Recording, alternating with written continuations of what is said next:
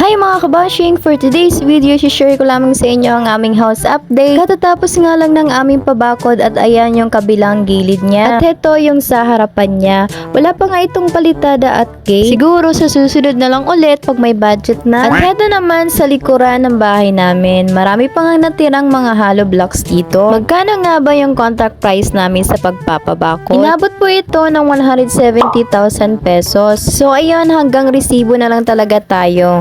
Nakapagpa-skim coat na rin kami pero sa loob lang muna. Nilagyan na rin ito ng top coat at primer pero wala pa yung pinaka-final coat niya. Papalagyan namin ito kapag meron ng kisame at tiles para hindi madumihan. Yun din kasi yung advice ng mga manggagawa sa amin. Pero ang tanong, kailan kaya ulit kami makakapag-kisame at tiles? After 2 years pa siguro? Sabi ko nga kapag may budget na ulit. Counting push pa. Kasama din pala sa contract ng pag-i-skim coat yung aming mga pintuan at yung hamba. Minasilya lang muna nila ito, sanding sealer at vernice at ready for final paint na ito. So magkano naman yung contract price namin dito sa pag-i-skim coat, pintura kasama na yung mga pinto at hamba? Umabot po ito ng 53,000 pesos. Pagkatapos nga yan ay sinunod na rin namin ang pagpapakabit ng kuryente at tubig. At bago ka pala mangkabitan ng kuryente at tubig, marami ka muna nga asikasuhin dito sa bayan. May mga kaunting requirements din itong mga hinihingi. So inuna nga namin dito sa munisipyo, dito sa engineer's office para makahingi ng electrical permit. At syempre, dapat may permit din galing sa Bureau of Fire. Kailangan din pala sa requirements mga kabashing ang inyong titulo at barangay clearance galing sa inyong barangay. At syempre, ready lagi natin yung mga bulsa dahil may mga fees or charge din sa pagkuha ng mga ito. Medyo mabigat nga lang yung babayaran kapag na-inspection na ito. Depende kasi sa kung ilang metro yung gagamitin na linya ng iyong kuryente papunta sa bahay. Gayon din sa pagpapakabit ng tubig. At para naman sa mga kakailanganin ng mga outlets at switches ay kami na yung bumili. Nagpipilian pa nga namin yung sa tatlo kung anong brand yung aming kukunin. Pero para parehas lang naman yung mga price nila, ang mamahal. So yung brand na Royo na nga lang yung aming pinili. At tadaan, yan yung total na nabilihan ng outlets at switches lang. So ayan, ipapakita ko na lang din sa inyo yung mga kinabit na wire at unti-unti na nga ang kinakabit yung mga binili namin na outlets at switches. At dito pala sa storage room, dito namin pinalagay yung pinaka main box ng mga kuryente. Nakatago talaga siya para safe din at hindi basta-basta magagalaw. So magkano naman ang inabot ng pagpapakabit namin ng kuryente at tubig? Lahat-lahat na inabot po ito ng 53,000 pesos.